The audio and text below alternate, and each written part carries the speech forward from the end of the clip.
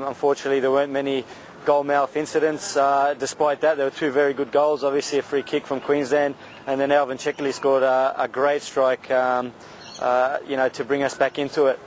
Second half on our behalf was a little bit better, but again, not many goal mouth action, which was a bit disappointing for the crowd. Just looking at the goals here again, Zdrilic with the first, his free kick went under the wall, and it was 1-0 after 15 minutes, and then Zdrilic produced a stunning strike here on the stroke of half-time, and that's how it finished 1-1 at Aussie Stadium in front of another good crowd, it looks like, David, about 17,000 I heard, and you said it was a scrappy affair. We saw the match, and it wasn't great, but for some reason they just keep coming back. Another good showing there. Yeah, of course. Last year we had great support, and that's a credit to our fans. They really get behind us. We've had a tough start to the season, but despite that, we're equal second. Again today, like I said, we would have liked to have played better. It would have been better if the conditions were also a little bit better. But like I said, it was a very windy game, and it made it very difficult to get any real chances. I don't think there were many chances in the game from either side. So, but despite that, the fans keep coming back, and I can tell you the players are very grateful for that. Yeah, it's probably a triumph of marketing as well for A-League people. It's been great to see the big crowds at the A-League. What about the play today, a little bit more specifically, not just the conditions, David? I mean, what do you put it down to?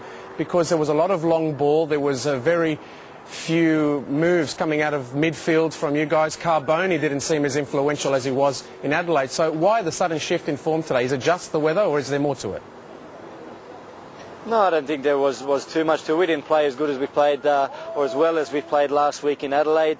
All credit to Queensland. They sat back, they pressed us when we had the ball. They didn't give us any time when we did get the ball in midfield, which is normally our strength. And last week we played the ball away, around very well. We didn't do it this week, and all credit to Queensland. They didn't let us play. They made it very difficult for us to get onto the ball, and obviously Carboni was shut out as well. But he's a great player. He showed it last week, and he'll show it in the coming weeks as well. Well, in case you don't know, David, it's still 0-0 between the Newcastle Jets and Melbourne Victory. So they're threatening to go 9 points clear if they can beat the Jets today. A huge gap already, but what do you make of the way things are panning out in the A-League? There's already a big gap as well between those at the top and those at the bottom. Yeah, exactly. It's amazing how Melbourne have struck a great run, and they've won all their games. Queensland have played very well. We've had, like I said, we didn't have the best start, but we're up there, also. But it's probably unfortunate there is such a gap there. You want an even competition. I think, bar New Zealand last year, I think all teams are very close. This season, it seems there's only about 5 teams that that are up there, and the other teams have a lot of work to do. So, but from our point of view, we're just concentrating on ourselves. We want to be up there. We want to make sure that we chase Melbourne down. We've got them in 2 weeks, and that's what we'll be concentrating on. Okay, well, thank you very much, David, and good to see you. So we'll talk to you again soon here, hopefully, on the World Game.